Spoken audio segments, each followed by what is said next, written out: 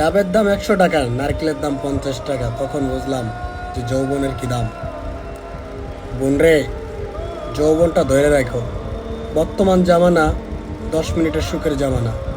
বর্তমান জামানা জামা খুইলা পিক দেওয়ার জামানা।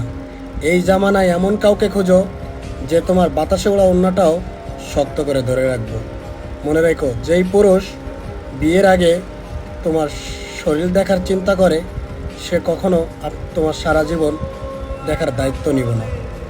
স্বামী এমন একটা বটগাছ, পৃথিবীর সবাই তোমার থেকে চলে গেলেও, সবাই তোমার পাশে না থাকলেও স্বামী নাও বটগাছের ছায়া কোনোদিনও তোমার ওপর থেকে যাইব না। অনেক বোনরাই আছেন বিয়ের পরে স্বামীর থেকে বন্ধুরে আপন মনে করেন, কারণ স্বামী সময় দেয় না। স্বামী সারাদিন পরিশ্রম করে কাদের জন্য? বোন, তোমাদের জন্য।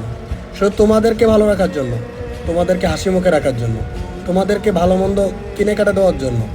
স্বামী কিন্তু কখনো নিজের জন্য কিচ্ছু করে না।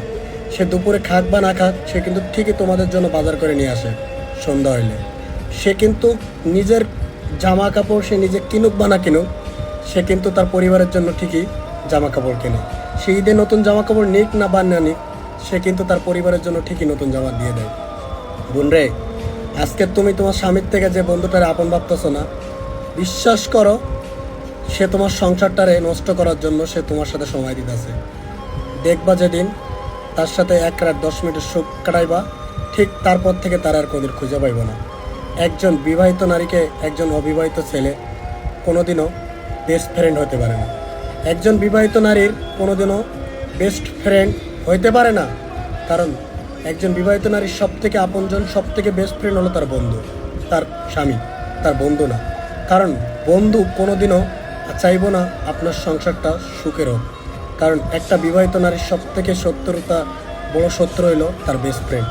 কারণ সে যখন তার স্বামী যখন তারে সময় না দিব, তখন তার বেস্ট ফ্রেন্ড যখন তারে সময় দিব, তখন কিন্তু আস্তে আস্তে সেই স্ত্রীর ভিতরে তার বন্ধুর স্থানটা অনেক জায়গা করে নিব, তার স্বামীর জন্য ঘৃণা চলে আসবে।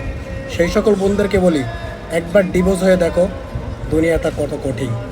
তখন যেই বাপ মা তোমারে ভালোবাসতেছে, যেই ভাই ভাবি তোমারে ভালোবাসতেছে, তুমি যখন তোমার স্বামীর সংসার ছেড়ে দিয়া বাপের বাড়ি চলে যাবা, তারাও তোমারে একবেলা খাইতে দিয়া খোটা দিব, মনে করে রেখো।